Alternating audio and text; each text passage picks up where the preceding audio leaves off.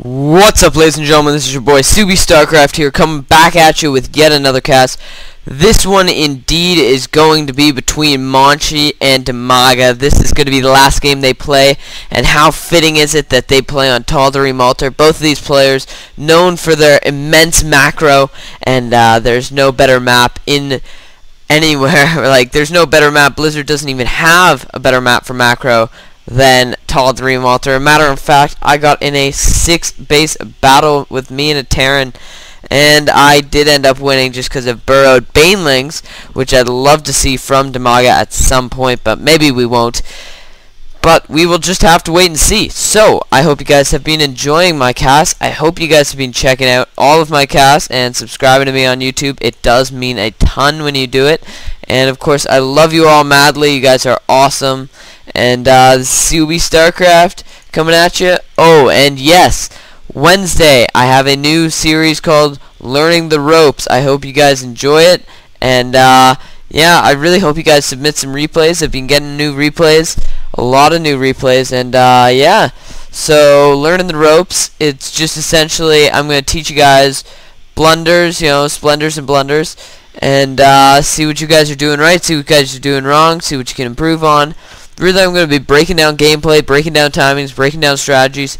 Just by the way, there goes the pool. Before the expansion, which I do indeed enjoy to see, because of course, as a Protoss player, you can only assume that he is going to fast expand, so you must wait and try and block that off, which is why Zerg players now throw down the pool first. That way, they can actually defend that expansion and take out the pylon that is inevitably dropped. There is going to go the Forge Fast Expand, and as you can see, he's going to try and maybe out-micro him, or instead he's just going to be waddling around waiting for his 300. And, oh, I'm not sure if Monchi's going to be able to... Oh, Monchi just blocking it right there, and I'm not sure if he's going to... No, Monchi's not going to be able to block it yet again. Micro it away, and of course you are indeed going to be seeing the Fast Expand from Monchi, which is very, very calming, walling off at this choke. One comment I do have, this is going to be the 1.4 patch, of course. So, that does indeed mean that these rocks here, gone. You used to be able to jump down with Reapers or Blink Stalkers and jump back up. They're gone now. They're gone everywhere. That is just something to keep in mind. It is actually a pretty big deal. However, you can still jump up things like this. That's no problem, and really anything else is good. You can still, as a Terran player, abuse this ledge right here, taking out all of this. However, we do not have Terran in this matchup, so let's get back to the race specifics. Now, let me get rid of that. I don't know what I am doing with that up. I hope you guys did not look at that, because honestly, just don't look at that. Okay, so we are indeed going to see a very fast third. This is something that DIMAGA is known for, and you know what? This is something that all Zergs should do. When they see their opponent taking a very fast second, what you then immediately have to do is take a third, if you are already fast expanding, unless you're doing like a roach rush or anything of the sort. But take that third. It is absolutely crucial. That way you have the huge economic advantage, and of course you're going to be able to kick out so much because your larvae is endless. And one thing I would actually love to see from DIMAGA is getting some Ultralists on the field. And I say Ultralists just because they're now so damn fast, and they really got buffed, so I'm happy about that. If we take a look, this Overlord is going to of course be scouting out this expansion. I wouldn't be surprised to see him getting rid of that Overlord in the real near future, but in any case, he doesn't have to if he wants to lose it, so that's really just life. So, let's get back to the game here. We are seeing lots of queens in production. That is something that is very Spinishua-esque, and currently we're also seeing a lot of probing and droning, and of course you want to get out those sentries so you can be able to force field each of these. And now the Overlord is going to be trying to get out of dodge, because there is indeed Warp Gate tech on the way, which means there's a Cyber Core. I wouldn't be surprised to see like 4 gates go down, and maybe like a robotics facility of course is going to have to go down. I wouldn't be again surprised to see Colossus from Monchi, which is a very Monchi-esque game style as well. We are seeing the very fast layer tech, which I'm excited to see, and indeed we are going to see the gas go down here, and the gas has gone down here. One thing actually I want to point out, this is for my own personal vein as a Zerg player, I love the terrain, how it's all green and nice, and then once the creep touches it, it's like, pfft, fire. Like, look how dead that is. That's just ruined. That's one poor tree. Somehow this guy's surviving up on his little ledge. I don't even know what he's doing, but let's get back to the game here. We do see a lot in production for Monchi.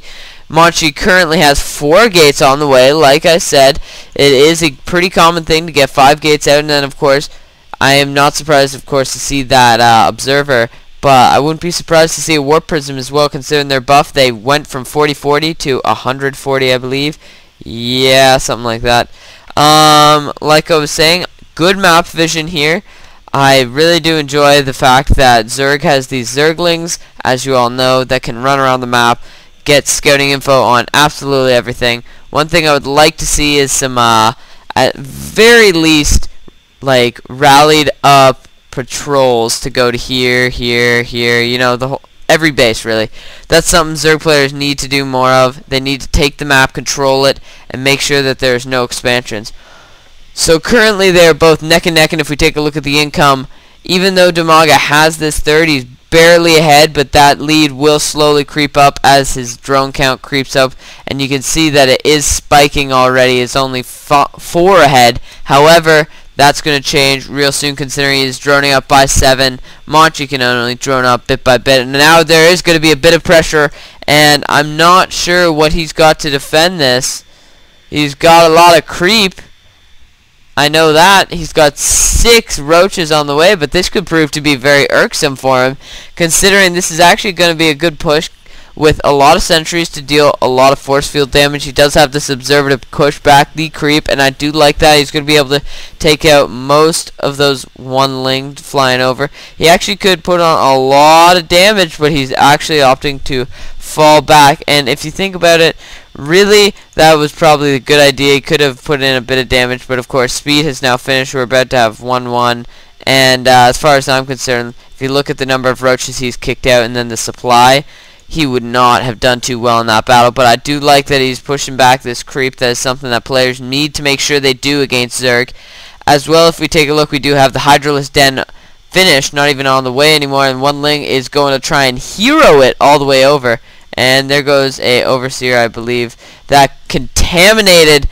That is something I love to see. That's a strategy of my own books, but really I didn't invent it because I'm not an amazing player. That is a phenomenal strategy, something I love to see.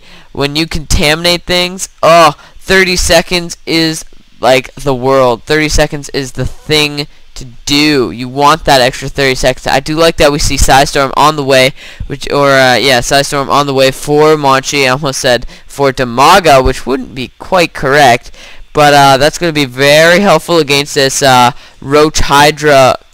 Wow, a lot of Roach Hydra, actually. As a matter of fact, Monchi's falling way behind. 30 supply back, and that again comes down to the number of bases and the number of larvae that Dimaga has. And of course, if you take a look here, really he's just killing it as far as the income tab. I can only imagine. Yeah, he is indeed going to be up by about 400 minerals a minute, and that is a huge deal. And if we take a look at the production as well, he is going to be throwing down his 4th as well. Monchi is going to be throwing down obviously his 3rd, and we are seeing a lot of cannons on the way. I wouldn't be surprised to see, I don't know, some useless buildings in front. Oh, they're not going to be quite useless, but they will be buildings in front indeed. And of course, we do see heavy creep spread yet again. Now we are going to see a bit of a push out, and Dimaga is going to be maybe putting on some pressure, but of course you got to be very careful for these Hydras. They're so weak. As long as you got roaches in front, though, you can have them tank, and I'm not sure if they have the upgrade. Yes, they do have the range upgrade finished. He's now going to be pushing in, and he needs to get something in order to try and deal with this. And Storm's going down, which is going to do a lot of splash damage. You can already see, look at the damage that some of these Hydras have taken. Now all of Monchi's units are over, and of course Monchi is still now 50 supply back. That is a big deal. Now another Storm going back, going to be able to pick off 3 more, and that is going to be a good observer. Another huge Storm going off, and he's going to be able to really weaken a lot of these units, and he needs to stop trying to move in and maybe if he can get another storm off on these guys or come from behind and get a storm off, that could be a huge deal. I wouldn't be too surprised to see that. Now this fourth is up and running. Of course, this guy is not really delayed, but that's going to be just fine. Interestingly enough, forgot to mention this. Oh, right. So this is a different map, so there is going to be one geyser on this. I was a little bit confused. I'm like, interesting. Am I just an idiot, or did I not just play a ladder where it had both geysers? But of course, this is going to be a very special map. So we do have Blink now halfway finished, and of course, Burrow is finished. Wow, Monchi's getting way behind. He's going to need to have a pretty impressive engagement using those side storms really effectively. But of course, Monchi's opting to get upgrades, and he's opting, of course, well, I like how I say that, and he's only getting 1 right now, but he does have the +2 attack. Like I was saying, of course, he's opting to get the upgrades, and he is opting to get some of the higher things, for example, High Templar and all of that, which can inevitably morph into Archons if needed. But first, I would like to see those side storms go down. So if we take a look, now he does have that ability, and of course, Blink is just going to be finishing. I wouldn't be surprised to see Monchi push out, considering what a huge macro up he just did. Monchi needs to maybe put some pressure on, considering everyone's units is just sitting around. They are just sitting around, not is just sitting around. And I would again like to see DIMAGA get a little bit more vision, but now there is going to be a big push out, and I'm not sure if it is scouted. Yes, it is going to be scouted. He needs to be very careful. Monchi getting into an unfortunate choke there, but no, he's going to be just fine. He is going to be wasting a bit of energy with that Guardian Shield, and he should be able to take out. There goes another Overseer, but of course, once you're this late into the game, it won't really do too much. We do need Storm to go down. Monchi needs to throw down a bunch of storms, huge storms going down, and he's going to be able to throw down 3. And ooh, we need to see a couple more storms go down, at least behind them, and maybe some force fields going down to try and block them in. More force fields are going to go down. There's going to be a big storm taking out these guys, and I wouldn't be surprised. There, and 2 more storms are going to be going down, and now they're burrowing up, and there's going to be another huge storm. Monchi's going to be able to push forward, apply a lot of pressure here, but DIMAGA is still at 200, macroing up nicely. And if you look at all of these spine crawlers, I'm not sure if Monchi's going to be able to push through that.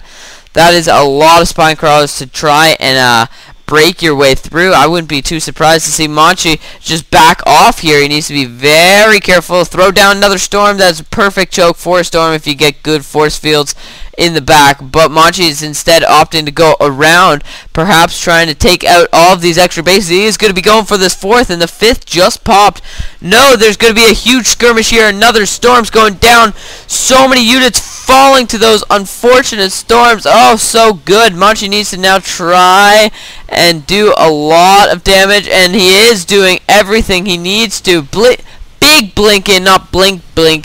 Big blink in. He's going to be able to take out all of these forces, and now DIMAGA is falling a little bit behind, but he will be able to macro up again. More cancelled, but that does just mean really nothing, and there is going to be a huge blink, and he's going to be able to take out all of those units. DIMAGA is back up to 168, and of course that is because he's got all of these roaches as well. If you take a quick look at the units tab, Monchi is now ahead with probes, and he should be able to take out this pretty handily. Look at the Archons doing the damage, 47, that's a lot.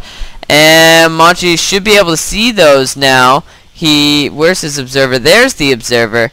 And there's going to be a minor skirmish here, but Monchi blinking right into the roaches should be able to do a lot of damage. Of course, let's take a look at these roaches. They do have +2 finish. And of course, Monchi has +1, 0, and 3, and he's going to be able to take out this hatchery pretty easily. Of course, there's going to be the 5th, which is a huge deal. Monchi, I wouldn't be surprised to see expand behind this. Actually, that would probably be the best idea if he did. He now is back at 200. Monchi's going to be able to do some huge splash damage with these Archons, and if he keeps them alive, huge blink into the roaches, should be able to take out all of these roaches just fine.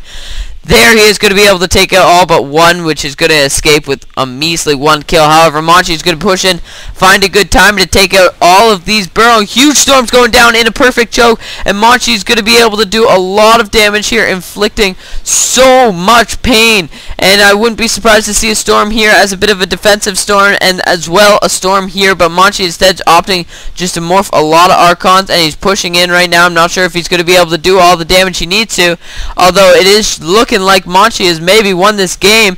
I'm not sure what DIMAGA can do when he's 100 supply back, considering most of his supply are going to be drones. Monchi is looking to have won this game pretty handily. Big blink into the mineral line surrounding this hatchery. Oddly enough, Monchi looks to have taken this pretty handily, and I'm amazed. There's going to be the GG grass because Monchi is moving on to the next round, and DIMAGA has left the game. Wow. Monchi, a beast. I mean, he was, what was it, 50 supply back, macroed up absolutely retardedly huge here, pushed out, huge storms going down to even it up. There's going to be that warp prism I was talking about, and like I was saying, Monchi got his engagement that he wanted, and he took full advantage using those storms to perfection. Huge force fields going down. Would have liked to see a few more sentries on the field, and if we take a look at the production, absolutely nothing's obviously being produced. And I do like what DIMAGA did, however, taking all of these expansions, went for the fast expand, and then he took this the second he saw Monchi expanding himself, and then he took his fourth, and then he took his fifth. Now, the fifth may have been a little bit greedy, but quite frankly, it's what you got to do as a Zergus, be very greedy. So, I hope you guys all enjoyed, and I hope you guys subscribe to me, COBstarcraft on YouTube, and of course, send in some replays at COBstarcraft@hotmail.com. I'd be welcome to cast them, and peace!